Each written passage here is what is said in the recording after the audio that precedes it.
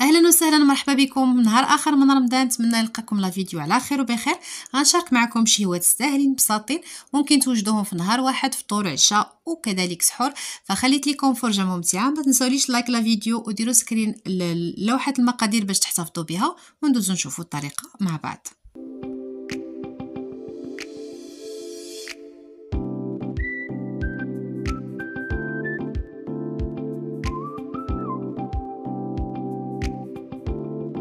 الله اول حاجه كنبداو بها كناخذوا نصف لتر ديال الحليب، كنوضعوه على العافيه حتى كيغلي مزيان، ونصف لتر اللي باقي كنضيف ليه الياغورت وكنضيف ليه الحليب بودره والسكر وكنخلطهم كنمزجهم مزيان.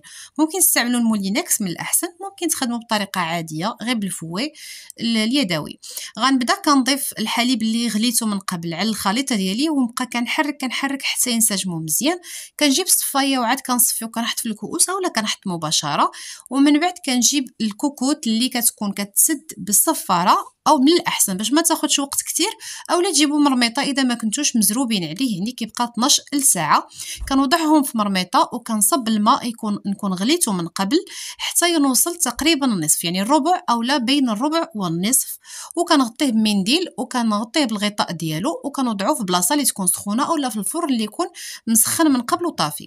غندوزو دابا للعشاء ديالنا.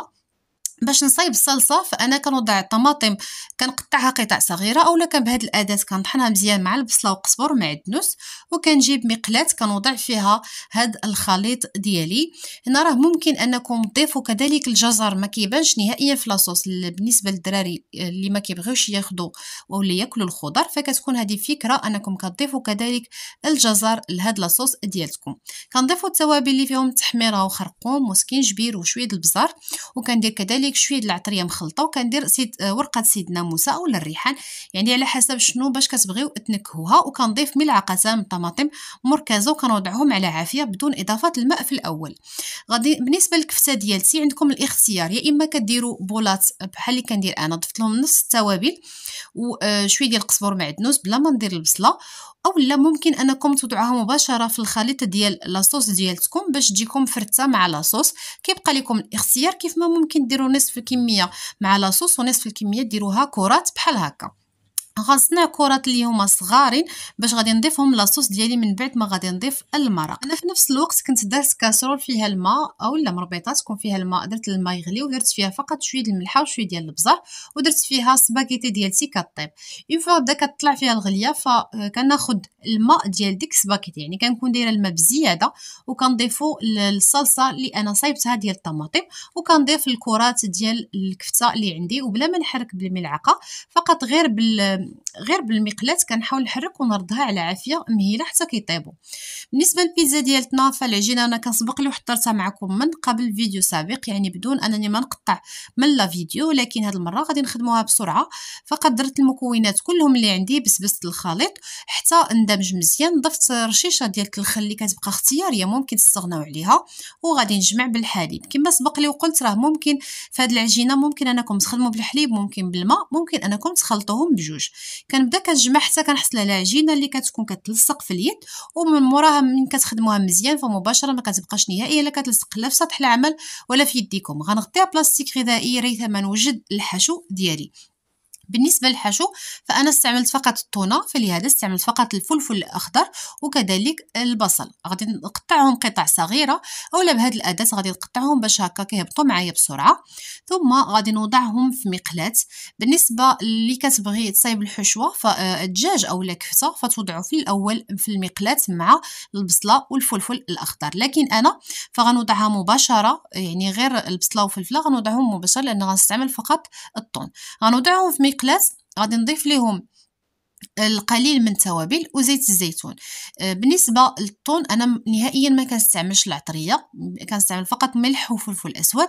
نتوما راه ممكن ديروا العطريه على حسب الرغبه. انا بالنسبه لي كنفضل انه ملي كتكون الطون كيكون الطون ديال الزيت ففقط كنستعمل الملح والبزار وشويه ديال الزعتر فقط، يعني ما كنديرش نهائيا التوابل. وكذلك غنضيف شويه ديال زيت الزيتون لانه هو اللي كيعطي داك النكهه للبيتزا ديالتنا. فغادي نخلط هاد المكونات وغنوضعهم على عافيه حتى يهبطوا. في الاثناء هذه بديت كنطلق العجينه ديالتي. رشيت الدقيق اولا الفينو اللي بغيتو، يعني اللي حبيتو، راه بالفينو كتجي زوينه وكذلك بالدقيق كتجي زوينه. غنطلقها تكون رقيقه، انا ما كنبغيش البيتزا تكون غليظه، كنديرها رقيقه وغادي نقطعها بالقطاعه على حسب الرغبه ديالتكم. ممكن تجيها المسنه، ممكن دوائر، ممكن مربعات، ممكن ديروهم حبات كبارين، كيبقى لكم الاختيار. وغادي ندوزو دابا نجمعوا العجينه من بعد ما غادي نقطعها. بالنسبه للعجينه حاولوا ما امكن انكم تخدموا بالعجينه اللي قطعتوها، ريثما العجينه اللي جمعتوها كترتاح عاد رجعوا طلقوها مره اخرى.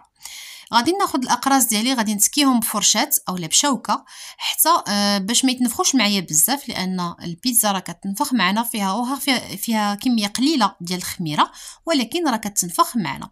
غادي نوضعهم في الصينيه ريثما نوجد الحشو ديالي. بالنسبه للاصوص انا استعملت هاد لاصوص الجاهزه، ممكن تستعملوا صوص منزليه، فقط ديروا طماطم مطحونه مع شويه ديال الملح والبزار وزيت الزيتون والزعتر فقط وشويه ديال السكر، فهذه كتكون صلصه ديال البيتزا رائعه.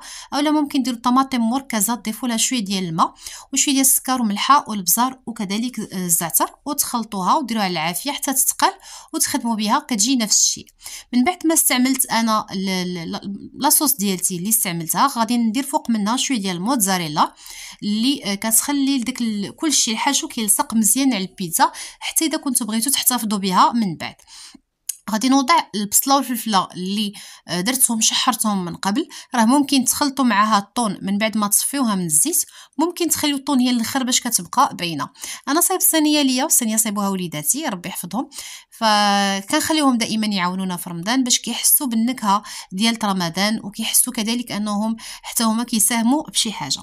غادي ناخذ الطون من بعد ما صفيتها من الزيت، اعتذر لانني كيعجبني نخدم بيدي، ما كيعجبنيش نخدم بالملعقه بزاف فكتجيني اسهل انني نخدم باليد ديالي احسن. غادي نوضع فوق منها الزيتون الاخضر او الاسود، يعني كيبقى لكم الاختيار. ثم غادي نضيف الفرماج وغنضيف الزعتر. هنا بالنسبه لي انا الزعتر كنشوفوا انه ضروري في البيتزا، فهو اللي كيعطيها مذاق ديال البيتزا. ممكن انكم ديروا الزعتره، ممكن الزعتر، كيبقى لكم الاختيار. غادي نحك عليها مزيان الزعتر وعاد غادي نضيف الجبن اللي استعملته هو غودا، يعني اللي كيكون المذاق ديالو مالح، كيجي مالح، فانتبهوا ان الفرماج ديالكم يكون مالح والحشوه ديالكم تكون مالحه باش ما تجيكمش يعني باش تقدروا تديروا ليكيليبر بين الحشوه وبين الفرماج ديالكم باش ما تجيكمش البيتزا مالحه بزاف. من بعد ما غنساليهم غنخليهم حتى لوقيته الافطار وعاد غندخلهم وكيجيو على هذا الشكل هذا، يعني غير كيطيبوا راه ما كياخذوش وقت كثير، عندهم ربع ساعه كيكونوا طايبين ومحطوطين. ندوزو دابا بالنسبه للسلطه، فانا اكتفيت بسلطه عاديه لانه كان عندي الحوت من بعد ما حطيت هذا الشيء، فحطيت كذلك السمك مقلي، فلهذا فضلت انني نقدم معاه شويه ديال السلطه بالخس والطماطم فقط، يعني بدون اضافات ثانيه. غادي نقطع مطيشه على حسب الرغبه، وغادي ندير زيت الزيتون والملحه وشويه ديال البزار وكذلك شويه ديال الخل. غادي نخلطهم مزيان وغادي نوضعهم في الطبيصلات اللي غنقدمهم فيهم.